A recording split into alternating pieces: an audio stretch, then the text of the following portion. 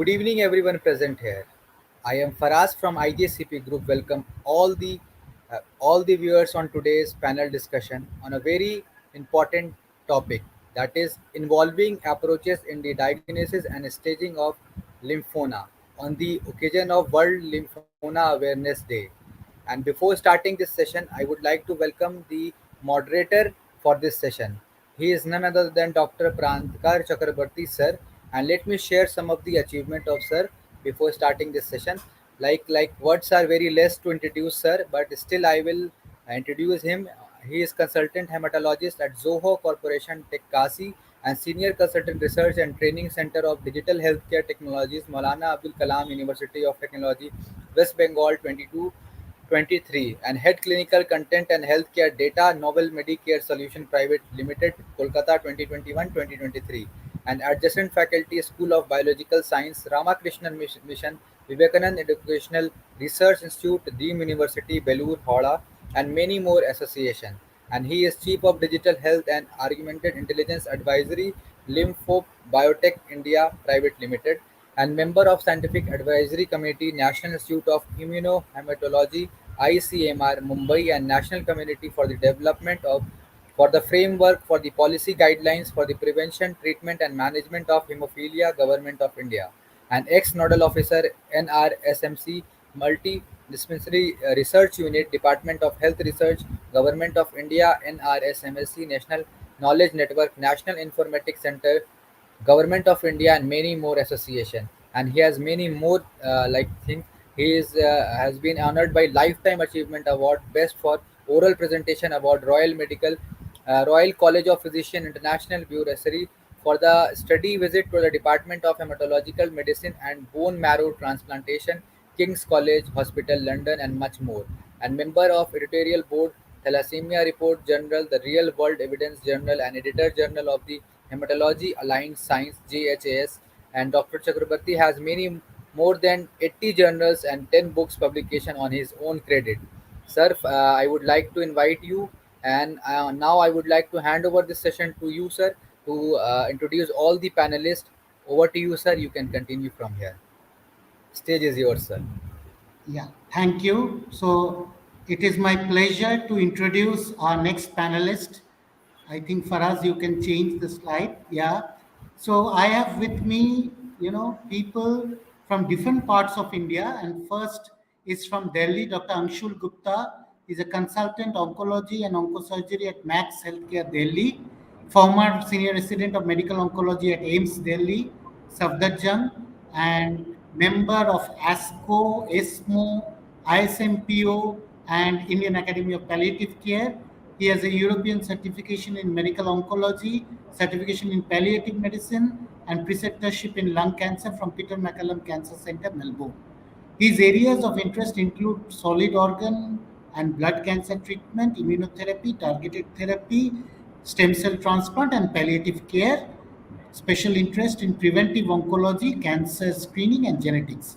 So once again, welcome Dr. Anshul to our panel. Thank you, sir. Thank you for And having me. yeah, thank you for joining. And then I would like to introduce you to someone who has lived her life with lymphoma. Can I have the next slide? Yeah. So Professor Reena Nair, she is the head of the Department of Clinical Hematology and Cellular Therapy at Tata Medical Center, Kolkata. Previously, she was in Tata Memorial Hospital, Mumbai. She has been a principal investigator in 35 clinical trials and executive member and faculty at Accord, which does splendid work, international scientific advisor to Lancet Hematology, guest editor of Lymphoma Outcomes from India for the Frontiers in Oncology in 21-22, editor, Management of Hematological Malignancies, founding member of Indian Myeloma Group, which we call IMAGE, Immuno-Oncology Society of India, Women for Oncology, and principal investigator of the OncoCollect Lymphoma Registry since 2018, which has given us very valuable insight into what happens with lymphoma patients in India. She has published over 125 papers and 15 book chapters, has been an inspiring oncologist, award getting in Doctors' Day Conclave from Economic Times, Aparajita, Saluting Womanhood in 2021, and ISMPO 2023 Lifetime Achievement Award for contribution to growth of medical oncology. Welcome, madam. And now I go to the next panelist, Dr. Gulin Oberoi. So she is the senior consultant and lead hematopathologist with the program director for fellowship program of hematopathology at the National Reference Laboratory, Dr. Lal Path Labs, Delhi, India. Instrumental in launching high-end test, part of editorial committee group of Image, of which Professor Reena and myself are members. She has been part of various national international conference, ISO 15189 certified. We still can't see her. Can you do something for us? Yeah.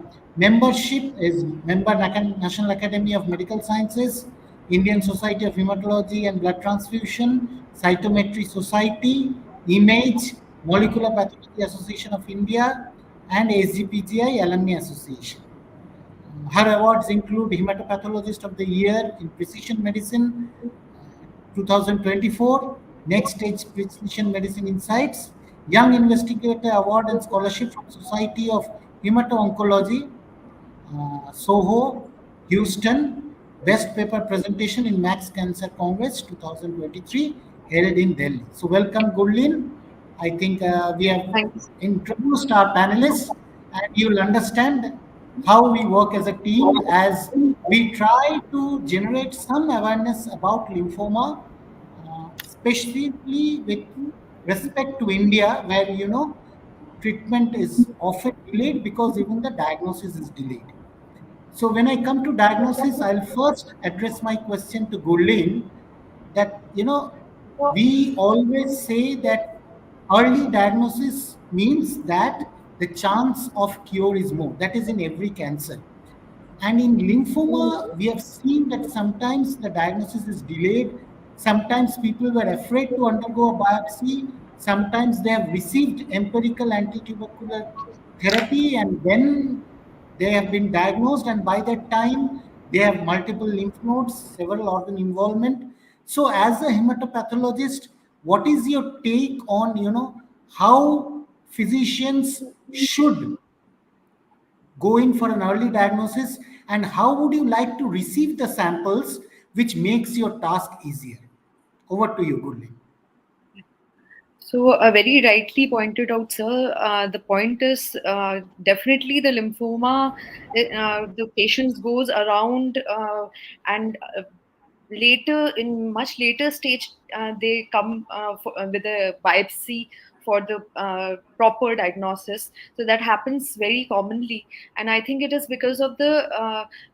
It can be because of the, first of all, how it is approached. So if there is a lot of like, if there are clear indications like B symptoms are there, if there's a clear indication of increased lymphocytosis, or clear indicators are there, then a specific protocol and diagnostic workup should be ensured. And for that, I think the flow cytometry and the biopsy should come quite up in the protocol for the diagnostics to become like more expedited for the patient. And the thing is, the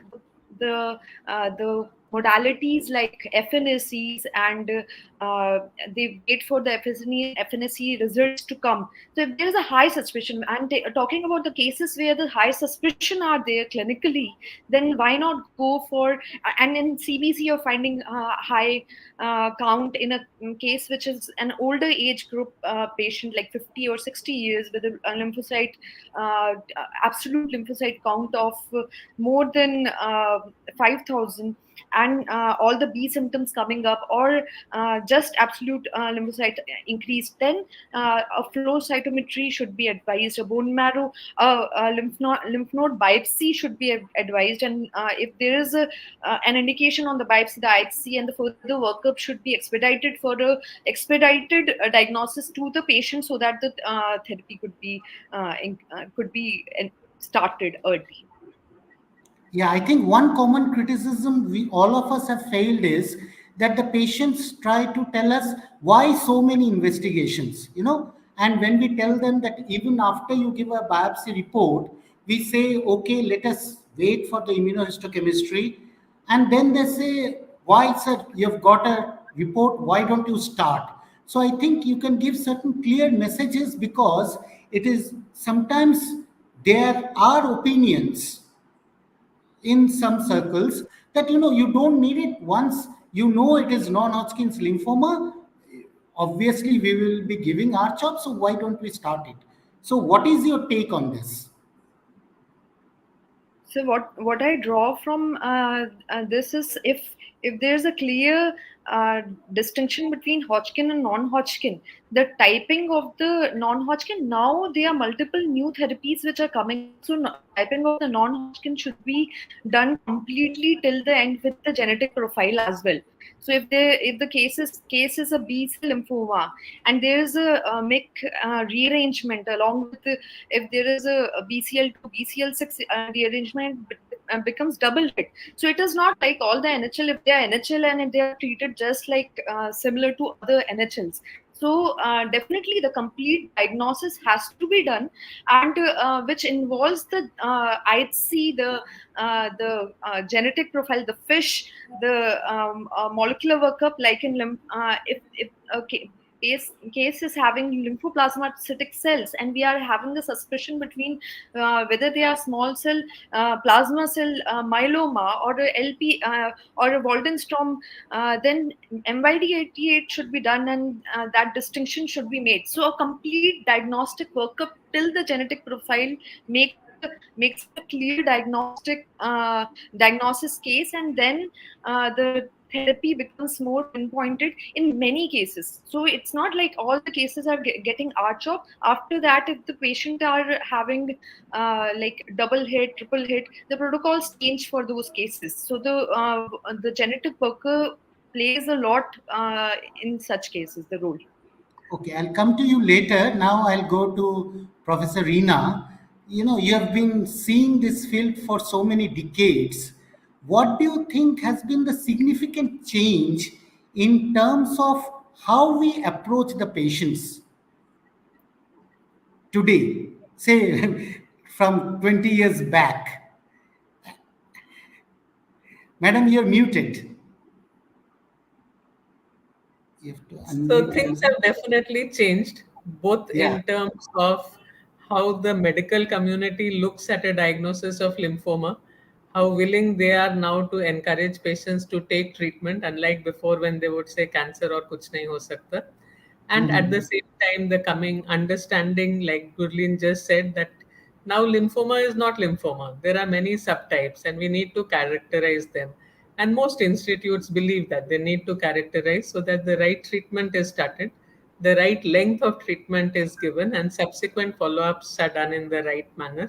So that not only can we save them in the first line, but if the disease comes back, also there is a reasonable chance that many of these patients will get almost curative treatments in the second line. And so we should not shy away from their treatment further, also.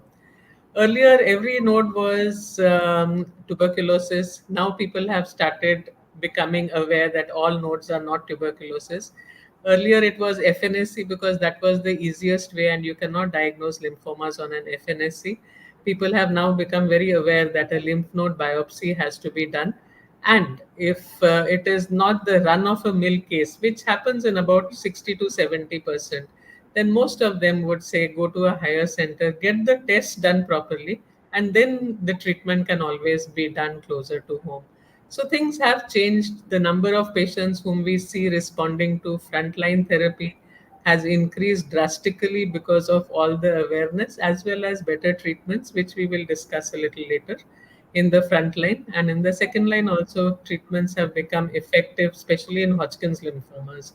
So I think neither should you say this is a cancer stage 4 and nothing can be done if the bone marrow is involved, nor should you say the disease has come back and nothing should be done at the level of the general practitioners. And if these patients come to tertiary centers and centers which are known for their management, a very good diagnosis can be given and an appropriate treatment can be given for all stages and also for patients who have this disease coming back. Yeah, as a follow up to that question, what I would like to ask you is, because you have collated data also, you have given us insights, is the lymphoma in India different from what it is there in the developed countries? Because sometimes we say our disease is different, and so we have to have a different approach. Obviously, we have to do our own research, but looking at it from a distance, looking at the entire picture, do you think that the patients with lymphoma in India are different from those who are in Europe or US? So maybe we need to become more aggressive with diagnosis. At the moment, the incidence of lymphoma definitely is less than the Western world. If we look at the incidence, it's about 2 or 2.5 per 100,000, whereas it's almost 10 to 14 in many of the developed worlds. The reason is aging as a factor, which is a very important factor in the development of most lymphomas. And most lymphomas occur after the age of 60 years, and we don't have very good population based data available for our elderly patients as of now, which is something we need to concentrate on. So our incidence definitely is different. The subtypes that we see are different. And so if you look at the Western world, it is the B cell type, which is the diffuse large B cell, which is much more common in India as compared to the Western countries, where the low grade CLPDs like follicular lymphomas, CLL, SLL, and marginal zone lymphomas are almost at par with the DLBCLs. If you go Southeast Asia, then we find the T cell lymphomas are much more common as compared to what we see, and especially what is known as the NK T cell, which is quite common in the Chinese and the area around that part of the world. And so there is a difference as we go. Again, within India, if we look, also there are some subtle differences as we look at the epidemiological studies from various parts of India. But more or less in India, diffuse large B cell lymphomas, which happens in the middle age and the elderly, is much more common than any of the other lymphomas across the spectrum. Thank you. And I think we receive more patients in stage 3 and stage 4, and part of it is because we receive them late. This we have seen, and with increasing in awareness, possibly we'll be seeing more early stage cases. Anyway, I'll be coming to that later. Thank you. Now, Dr. Anshul, see, once Gurlin and her colleagues give us a diagnosis, you know, as a general approach, whenever a lymphoma is diagnosed, what is your approach to starting the management, and what do you tell the patients? Obviously it's a huge subject, but in general, be it Hodgkin, non-Hodgkin, and there are some people who are quite young, and then you have the anxious family members. So how do you approach them, and what is the communication which goes to them before even we start the so-called therapy, be it chemotherapy or targeted therapy? Right. So good evening to everybody once again. So the communication part, I think, is the cornerstone of the treatment of lymphomas or any other malignancy in today's time, and more so in our context, because there are the population at large is full of myths. I mean, we come across that chemotherapy सांप का जहर है. It's like that, chemotherapy लेने के बाद कुछ बचता नहीं है. So we come across these notions practically from every second patient. So I think, and as you said, that some of these patients have Hodgkins, who are pretty young, and they have just, entered adulthood or still are teenagers. As well as, the other end of the spectrum, where we have patients who are of geriatric age group, some in their 60s, even 70s. So there is a lot of apprehension from the family members. So the first thing that I tell my patients is that, it is better, may God not give you any cancer, but if you have got any cancer, then it be lymphoma, because these are the most chemo responsive tumors that we have got. And essentially, that in one or two cycles, majority of the lymph nodal burden or the tumor burden is going to melt down, and you are going to feel substantially good. So after a while discussion with them, I think most of them, they do agree with chemotherapy, and they understand that the prevailing myths are not the truth, and they are much more open about taking therapy, and are much more compliant subsequently as well. Right. And suppose you get a person with classical Hodgkin's lymphoma, because there are certain issues, including reproductive and other issues, So at this point of time in 2024, do you counsel them more about those things? Because if I can just summarize it, in Hodgkin, we have reached a milestone which is very difficult to improve. But what we are trying to do is trying to make it more safe, trying to get less long term side effects. So, in this situation, obviously, I'll be coming to a bit of the nitty gritty of the treatment later. But how has the approach changed? Say, suppose 10 years before and now when you approach a patient with Hodgkin's lymphoma? Sir, we are very much aware of the potential long-term effects. We are giving doxorubicin, so we are very much we have seen, and Dr. Nair would have seen it much more. Sir, you would have seen it much more. Patients who are treated, very well with the conventional doses of doxorubicin, and 20 years, 25 years later, they're coming with cardiomyopathies. Likewise, these are young patients, in their reproductive age group, as just mentioned. So fertility counseling, sperm preservation or oocyte preservation becomes a very key factor, when we deal with them. Then again, with the use of ABVD, bleomycin becomes a challenge, sometimes. And these are young patients whom we know that are, invariably going to get treated more than 95% of the times they're going to get cured. So bleomycin, both short and long term toxicity, is something that we are, very wary of, and hence the bleomycin sparing regimens are now, finding their place in our treatment paradigm. So these are few things that we do mention to them, along with the fact that the general adverse effects of chemotherapy are also to be taken into consideration. But these are, specific challenges. And with teenagers, I think of late I have come across that, their psychological or psychosocial factors in this. I mean, I've come across patients, parents, they say that now our children is out of control. They don't listen to us regarding anything. And these are, you have to understand that these are long treatments, not 1 day or 2 day treatment. And, these children or these teenagers or young adults, they leave their lifestyle and they have to just stick to their parents' place, get the treatment done. So these are also challenges which are, coming across, and we try to address them when we see our patients. Yeah, yeah. So obviously, as people are getting more aware, people are also, 20 years before, if we said that we will do this, some people would agree, and if they agree, they would agree fully. But now, obviously, and we are happy for that, that they are more informed. But sometimes Google Uncle and WhatsApp University can create more problems. So I think that that kind of a bridge should be there. So before going to Gulin, I'll come back to Reena ma'am once again. So DLBCL is one of the commonest which you have treated, and it's our bread and butter. So according to the age of presentation, what would you suggest would be the approach today? Because as our audience, we also have general practitioners and we also have internists and pediatricians. So, in today's management of DLBCL, what would be the major approaches and what would be the parameters you see when you decide upon the treatment? So again, age becomes a major factor when we take the decision of the treatment. The stage of the disease is important because we just learned that long-term side effects are there, and if somebody comes with an early stage, we don't like to give the conventional 6 months therapy. We can definitely reduce therapies now, and we also have nicer and more easily targetable therapies, so we can get rid of the long term side effects on the lung which is caused by bleomycin, which was just discussed.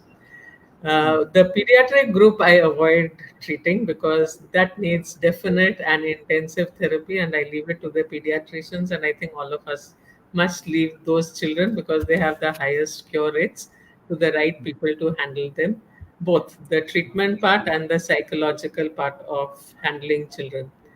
The young adults is something we just heard about the difficulties, but they are the ones who can take the maximum amount of therapy, and the first chance is the best chance. And so, according to the subtype, we must treat them with standard therapy or more aggressive therapies which are available. And for the elderly, and mind you, the elderly is now over 65 years of age, till then we treat with standard lines of therapy. and we actually start recommending dose adjustments or dose reductions only if they are over 80 years of age.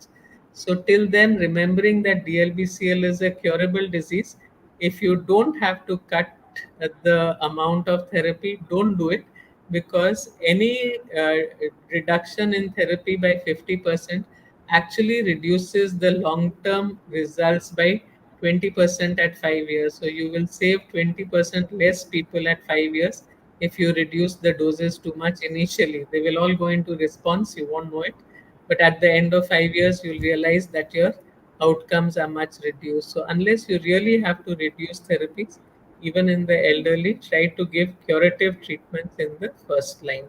We have new drugs which have come up, and maybe we'll speak about them later. They are expensive just now. They have to be used judiciously in our treatment. And there will be occasions when we can think of putting up these new drugs in the frontline therapy, both for Hodgkin's lymphoma and for diffuse large B cell lymphomas. Yeah. Thank you, ma'am. So, Gurleen, what do you do when you get DLBCL? How far do you go in helping us and telling us that what kind of DLBCL is it? So for DLBCL and large cell lymphomas, all the category, first of all, the type of the tissue which is coming in the clinical profile gives a lot of idea of the type of DLBCL which can be, and the age group and everything gives an idea. And after that, the basic profile to differentiate it between other lymphomas, to exclude other lymphomas, and then 10 positivity, BCL6, BCL2 positivity, and along with that, if there is a MYC positivity on IHC, then we know that it is DLBCL, but and it can be hit, double expressive, sorry. And if along with that, if there is translocation, which is also along with MYC and MYC and BCL2, that is a double hit. And if it is MYC and BCL2 and BCL6, it is triple hit.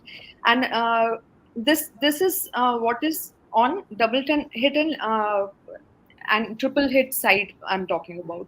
But then we also see whether it is GCP type or whether it is ABC type of the origin of the cell by IHC, that is also seen by us.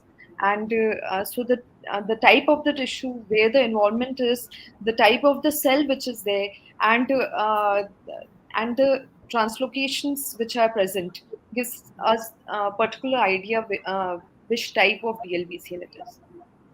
Yes. And as a hematopathologist, which specimen do you prefer? Do you prefer a true cut biopsy or you prefer an excision biopsy? Because this question is asked by many of our younger colleagues also. I know that sometimes there's a real challenge in getting to the tissue, but sometimes when we see that the tissue is accessible, still a true cut is sent. So I would like to know your opinion regarding this. So, excisional biopsy definitely better than true cut biopsy, because we can see the architecture, whether the fibrosis is happening, vascularization is there, what is the extent or the distribution of the cell, whether that is nodal or diffuse involvement or sinusoidal involvement. It gives a lot of idea of the complete vision.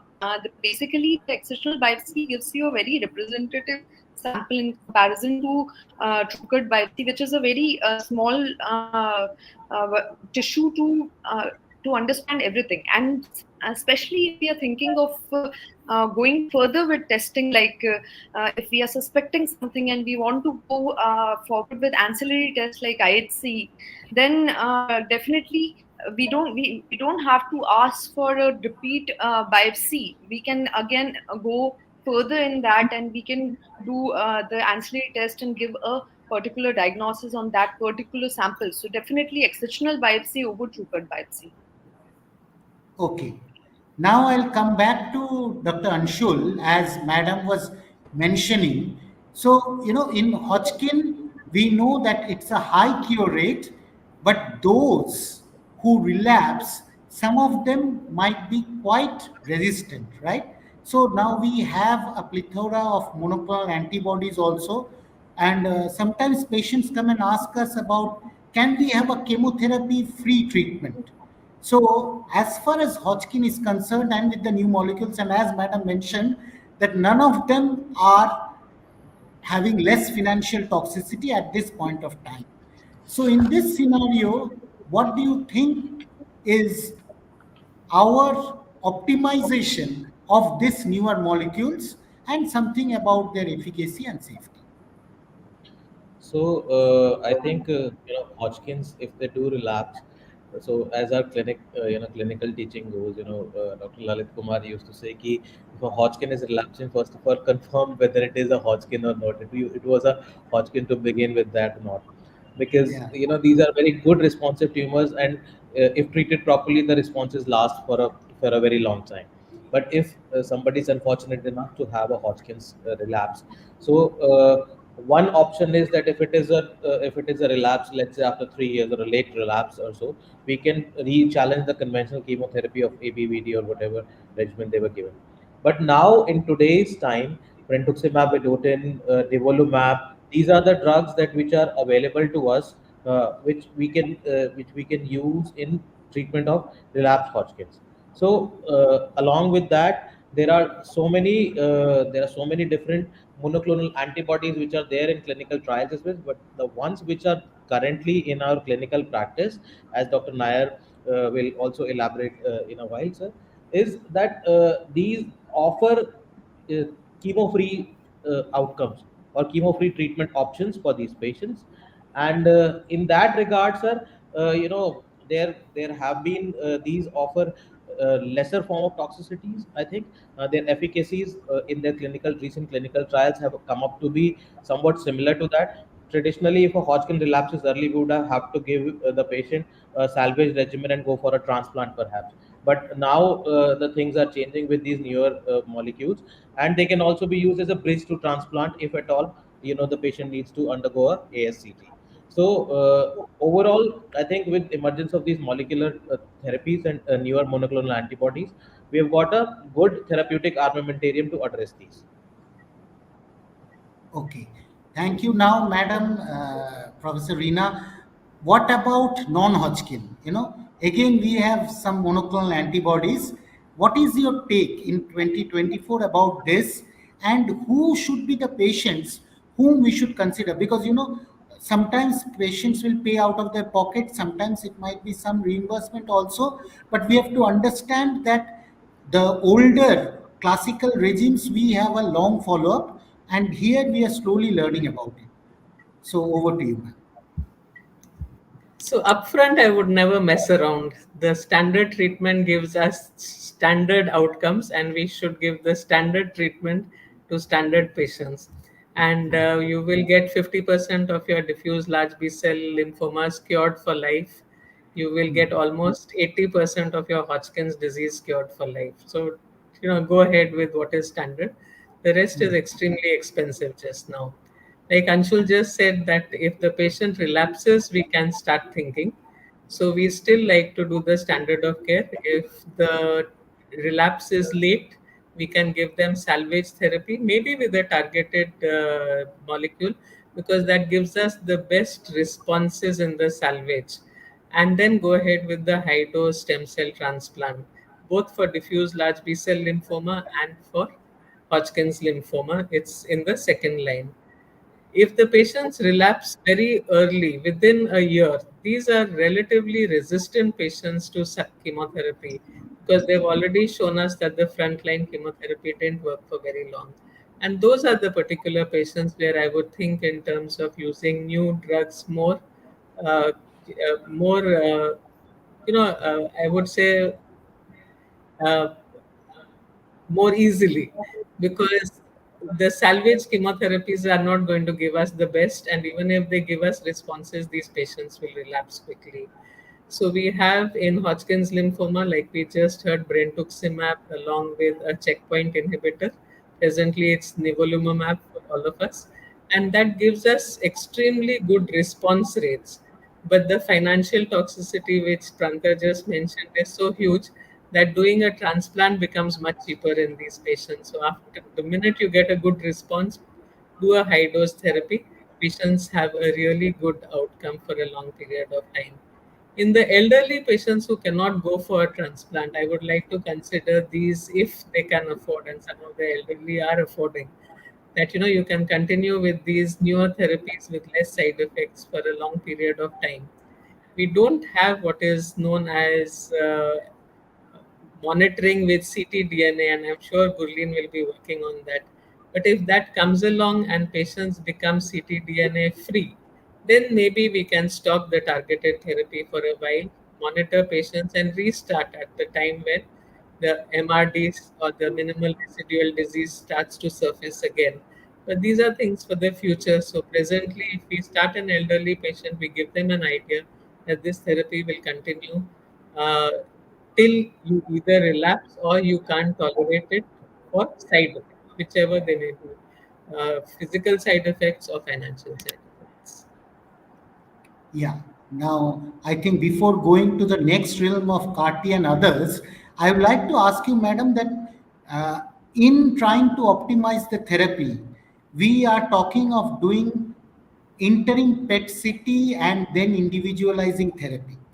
So, one thing is that whether clinical staging is enough for lymphomas, or would you always do a PET CT, because sometimes it leads to upstaging of the disease most often than downstaging. And where can we use, because in India we always talk in our meetings that our first chance is the best chance, because patients are more motivated if they are getting financial help, be it from Rashtriya Arogya Nidhi or any crowdfunding or anything. The first chance is the best chance. So when the Western world is looking at interim PET and trying to reduce the toxicity in Hodgkin, maybe removing bleomycin, and also here talking of in DLBCL whether if CHOP has not worked, you want to escalate after 4 cycles. What is your take on initial PET CT and interim PET CT? So, sometimes we are really kind of limited by funds. So if you have to do a baseline PET, it must be done in all patients in whom you say it is clinically stage 1 and 2 on the other methodologies, especially if you are going to reduce their treatment. So, all patients of early stage disease, if you think you're going to reduce their treatment, do a PET scan, because the PET scan will upstage almost 15 to 18% of the patients. And in those patients, you would have done great injustice by reducing treatment because they will relapse soon. Regarding interim PET, it is important in stage 3 and 4, in whom you are going ahead with all 6 cycles of standard therapy, to consider interim response evaluation. Whether you do it as PET or you do it as any other modality, as long as the patients are not progressing on your therapy, which you can easily make out with CT scans and sonographies and X rays. I would say you can do away with the interim PET. In patients in whom you are going to make any escalation of therapy or de-escalation of therapy, as it happens in Hodgkin's lymphoma, again an interim PET is important. End of treatment PET is a good thing to understand, what is going to be the follow up of these patients, and whether you need to keep them under closer follow ups, or the patients are now going to be in, they would fall into the 80% of patients who are not going to get treatments. What we have to remember about PET scans is that with the targeted therapies, it is not as comfortably reported as it was with standard chemotherapy. Because there, if the imaging showed increase, it meant increase. If it showed decrease, it meant decrease. With the newer drugs, there's a lot of inflammatory component which shows up as either pseudo progression or inflammation, or the SUV is increasing, and that cannot always be taken as progressive disease. So a lot of work needs to be done, which is biopsying each time before you say this is progression on the newer drugs. This did not happen with the older chemotherapy. So depending on the type of drugs we are using, we have to make take advantage of pathology if before we say that yes, this is indeed increase in the PET scan and it is progressive disease. So it is slightly different. Interim PET in the use of targeted therapies is to be done very, very cautiously. It cannot be disease is increasing and so stop the therapy. You will find that many of these patients actually are long term cures if you hadn't stopped their treatment or changed their treatment in between. Thank you, ma'am. And I think the other way is there is no scientific evidence that once the patient is in remission, especially DLBCL, that you keep on doing a PET CT to find out whether it has relapsed. Because all, Absolutely no surveillance PET scans. yeah, That is bottom line. that is the bottom line. Yeah. So now I come back to Gurleen because their, facilities are making things more complicated. We had the translocations and we knew, okay, these are there. They sometimes help us diagnose, like in Mantle and others. But now they have gone into genomic characterization. And then they can even do NGS and targeted and all those things. So I would like to ask you, Gurleen, what in 2024 is at least the essential genomic studies which you think would help us in managing the patient better? So for which year? For Yeah, 2023, 2024? 2024, right now. Yeah, at this point of So time. for now, I would say with the therapies which we are having in our for our patients, I think fish for translocations, the mutations, and I just came across this particular study where in the DLBCL genetic classification we have something called artifact X. I think Dr. Reena ma'am would be a better person to comment on that. So things are changing. So that way the DLBCL genomics might come into the mainstream line as well, and things like. Trans in T cell lymphoma like translocation 2-5 for ALK, in B cell lymphomas, different translocations like 14-18, 8-14 bucket, and as I talked about double hit, triple hit. So anything which which specifies or changes the therapy, those genetic translocations and mutations should be done, and also for the part where the prognostication can be done by these mutation study like Notch1 and all. So those things should also be included, at least for this year 2024.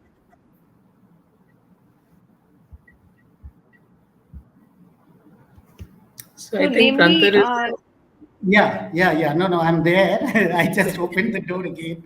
So the thing is that in such studies, what we are seeing, we are also using some technologies like artificial intelligence and all those things. But we have to understand because sometimes our lymphoma patients are also bringing in a lot of reports. They say we have done this, and then we don't understand what to do with those reports. So I want Professor Reena to comment on that as to if they are sometimes doing those genomic studies, what do we do with them and what do we tell the patients? So, like we just heard, that the fish is important because if the fish is double hit, we know that we have to treat these patients more aggressively and not with the standard chop therapy. So, till there, definitely there is evidence, and we believe in that evidence and we follow that. Beyond that, the precision medicine will take some time. But at the lab level, it is important to keep moving because in the last 20 years, we have seen that whatever we have added to our standard R CHOP therapy has not made an impact on the outcomes of DLBCLs, and similarly in many other subtypes of lymphoma. What is important and what we have learned is what we very easily called as ABC versus GCB was not as simple. And when you look at the clusters, it very clearly shows that there is a good ABC and there is a bad GCB. And that's why if you do these kind of trials for all the patients, it doesn't help. So the future trials will all be done by the precision oncology, which means the lab will tell us which are the overexpressed oncogenes, and will also give us an idea that which are the drugs which are sensitive. So we may continue with RCHOP, but there's going to be an addition of X. And that addition of X will depend on what is overexpressed and whether we have a druggable target. And if we have a druggable target, then we are going to add that to our chop, and the X will be decided more or less in the lab for a long period of time.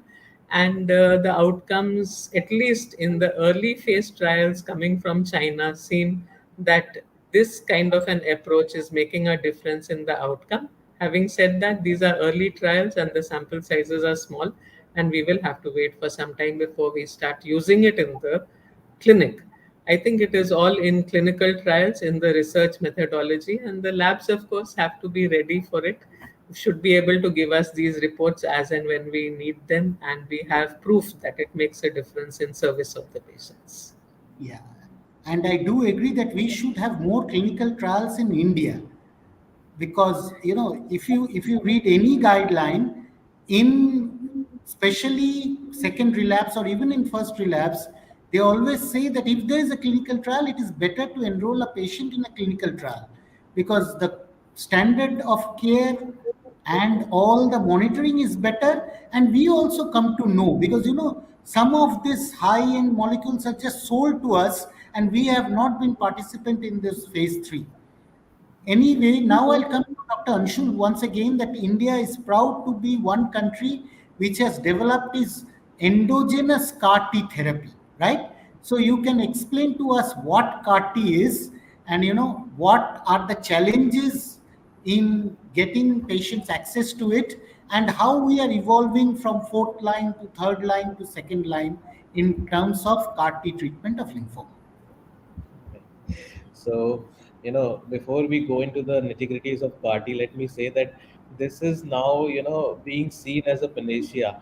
So I do more of solid organ, and people come to me all the time, sir, can we do CAR T in that? I said, young man, it is not recommended still. And I think though Dr. Nair would be the right person to speak about it, but still I'll try to share my insights about it. So CAR T is essentially that you draw your T cells for the, I think all of us are aware here, but for the sake of our audience, that we take out the T cells from the body, we engineer them in such a way that uh, they become active against the lymphoma. Then we give chemotherapy to the patients, so we deplete the endogenous T cell. Then we transfuse those T cells, let them repopulate, and then they essentially kill the lymphoma cells. Okay, so this is a very oversimplification of the process of what is CAR T. And now we have multiple XSL, Lysocell, which have been approved for DLBCLs and high grade B cell lymphomas, as well as folliculars as well. So and essentially they have two indications. So like ma'am said, in the patients who have relapsed within 12 months, or who are primary progressors or primary refractory disease patients. So they are one where we have specific indication for CAR T cell therapy, as well as post 2 lines or 3 lines of therapy, who are resistant to most known chemotherapy and immunotargeted therapy. So they are also candidates for CAR T cell therapy. But one has to understand that it does not come without its sets of problems. That it is not a very simple thing to do. And as far as the access part, as you mentioned, is concerned, so it is a amalgamation between medicine and engineering. So the ability to take the T cells and engineer them into cells which become lymphoma killing cells, or you prime them to the antigens. So that is where the limitation comes. And in India, I think IITs have taken up that mandate very well, along with ICMR. So now we are doing, even at our center, we do CAR T. We've started that. So the thing is that more and more access is going to come. It's going to get cheaper. Currently it costs upwards of 60-65 lakh rupees, in most centers. I think as and as the access will increase, the cost is going to come down. But we have to be selective in our patient selection as well. We have to be very careful in that regard as well, sir. Yeah, thank you. I think Professor Reena can add some insight into that because she has also been involved in one of the programs. So, yeah, now we are very fortunate that there are many centers who are able to do it also, and it is available. uh, it still remains a tedious process, because if somebody is got a lot of disease, by the time the turnaround of the best in India now is about 15 days. Earlier, it used to be anywhere between 35 and 40 days, and patients would not even kind of be there to receive their own cars. So it is a tedious process, no doubt, but it is available now and it is being done. And we look forward to the results of long term survivors of these patients, because at the moment, that is the best therapy available. The second off shelf is the bites, which are already pre formed with the same two antibodies. That means you have the T cells which will be attached to, and you also have the CD20, which is on the tumor cells. And so the bites will also bring the T cells very close to the tumor cells and cause killing of the tumor cells. So these again are available, not any less expensive than the cars, because at the moment they are not generically made in India. So we have been lucky that the first anti CD20 was Indian origin. We are happy that the cars are of Indian origin now, and we look forward, if the bites are available, then we'll have more treatments available for our patients of lymphoma.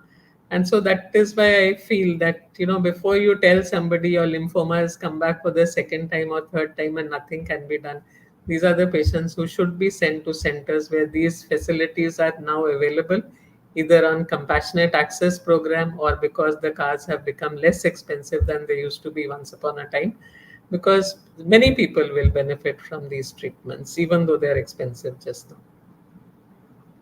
Right.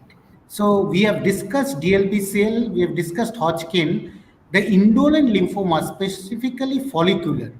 We tell a patient that yes, we have diagnosed it, but we would like to wait and watch.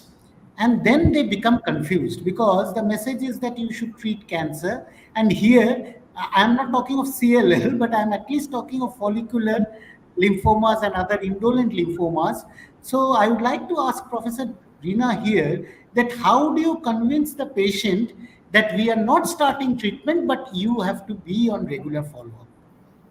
Yeah, so this is, not a very easy this thing. It depends on maybe a little bit of white hair you need when you are discussing something like that, because it's very easy to say, you have stage 4 disease and I'm not going to do anything. And the next thing is the patient is going to go and meet another three young guys who will say stage 4, and madam is saying nothing to be done, get admitted right now and start treatment. So it depends on where the patient goes and whose opinion they find more convincing.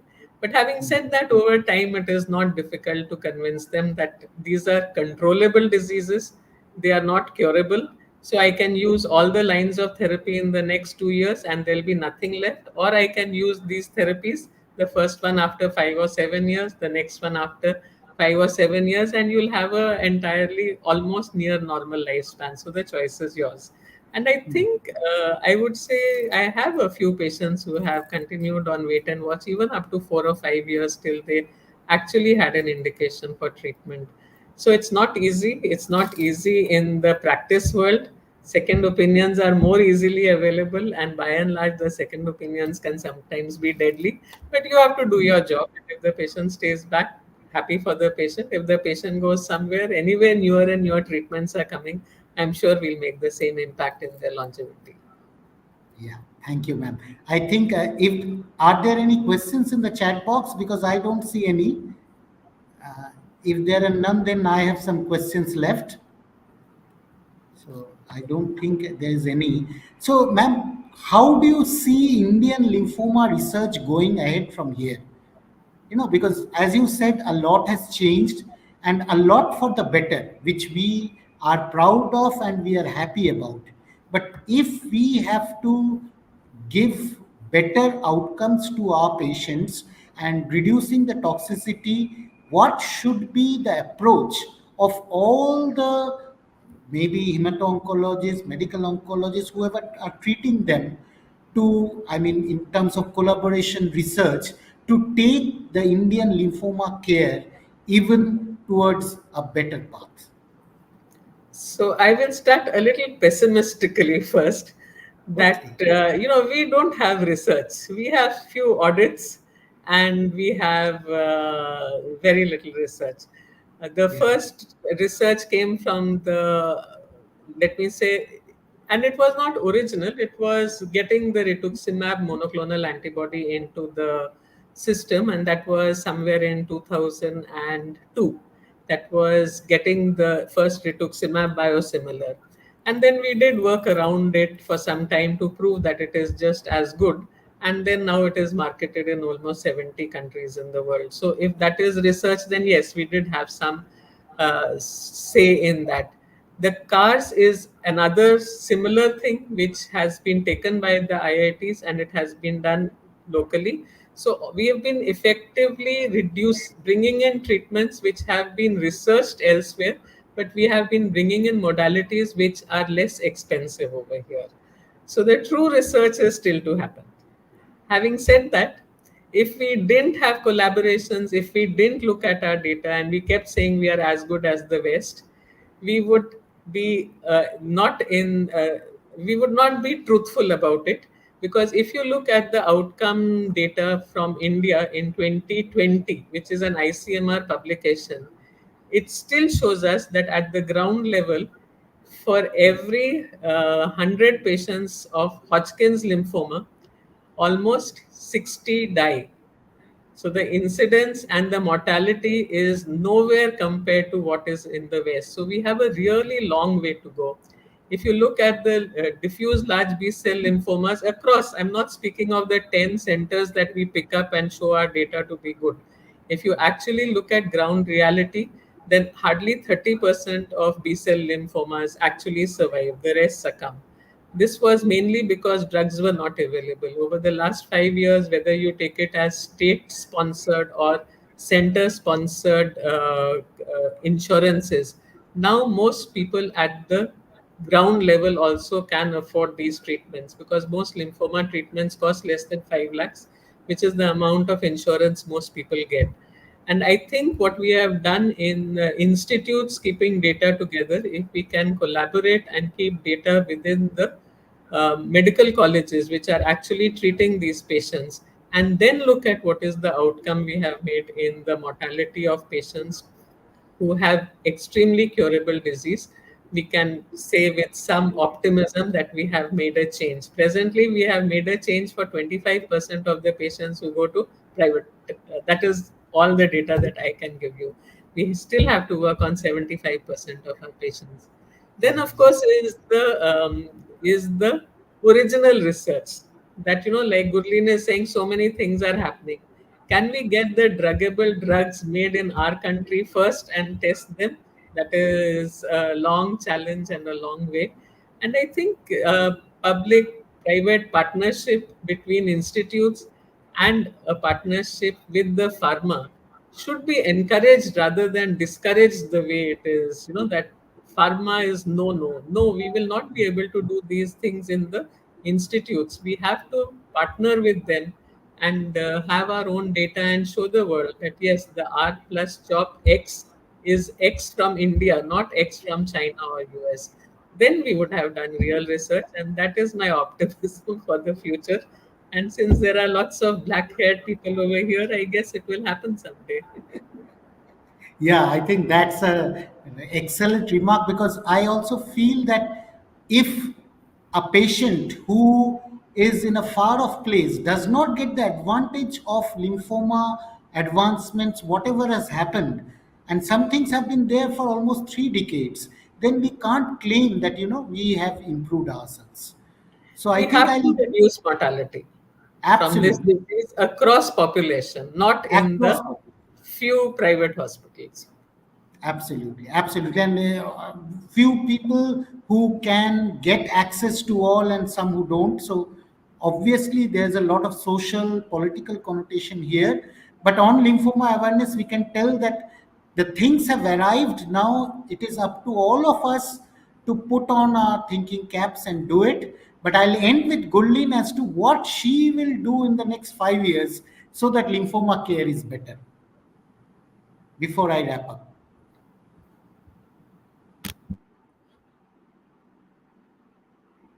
Yeah, I sorry. think Gulin, yeah, So, yeah. yeah. So I would say, sir, there are few things which we can do. First of all, as ma'am was saying, and you also mentioned that periphery should be targeted. So I think teleconsultation and telepathology should come in first of all, so that the peripheries and the general population and our major population are benefited by whatever we are doing, and not just the metro cities and the people who are in private hospitals with all the privileges. So first that. Second, I would, apart from telepathology, I think there are there are ways to preserve those samples which are taken in the periphery and fastly transported to to the central labs, the referral labs, so that the complete workup can be done. So the teleconsultation along with the telepathology, and then we can call off those samples for the further testing, so that the specific testing and the final diagnosis can be given to the patient who is sitting in the periphery, and then can be guided for the further therapy.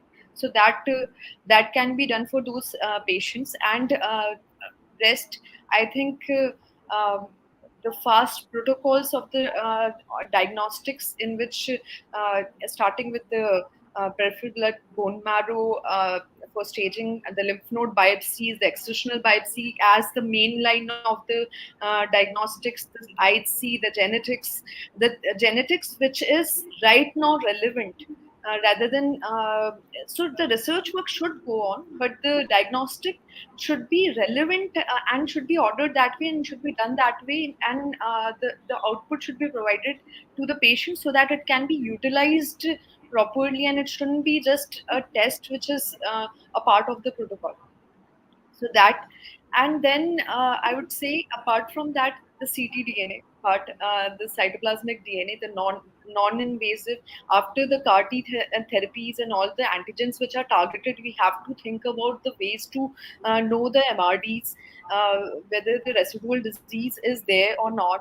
So we need to target those mutations which are present, the high burden disease which is there, which is circulating in these patients with a aggressive disease. So we have to come up with such diagnostic modalities. So I think cytoplasmic DNA, CTD, circulating tumor DNA, and all these things we need to actually come up with for a better diagnostic workup, and I would say later on the therapy and the prognostication of the patient. Okay. Dr. Anshul, anything you want to add before I close? So I think, sir, learnings from ma'am and all our learned seniors is that in keep the common sense intact. Have every patient treat as an individual patient. Let there is no one glove fit all solution when it comes to lymphomas. And I think keep an eye out as to newer molecules. I think they need to be used with a pinch of salt. And with the host of newer things coming up, I think our job as hematologists and medical oncologists becomes all the more crucial to separate the chaff from the wheat, and to actually offer the right thing in an ethical way to the patient. I think going forward that is going to be more of a challenge, when I see myself as a young medical oncologist, going forward, that how do I separate with all the data which is coming up, what to offer and what to restrict to myself. So I'd say that, sir. Yeah, I think. And I think the medical students, if any, are watching us, remember that you have to read between the lines, because we have treated Hodgkin for more than 20 years. And now you see a trial where they have compared AVBD with brentuximab therapy, and it shows high mortality. We have not seen that. So always read between the lines. There are certain sponsored studies also. You should encourage clinical trials in your institution. You should encourage documentation. And as Madam said, if you're not doing research, at least search or what you're doing and do your clinical audits. And since there are no questions in the chat box, I would like to thank our esteemed panelists for spending time with us and enlightening us. Thank you once again. I now hand it over to IJCP.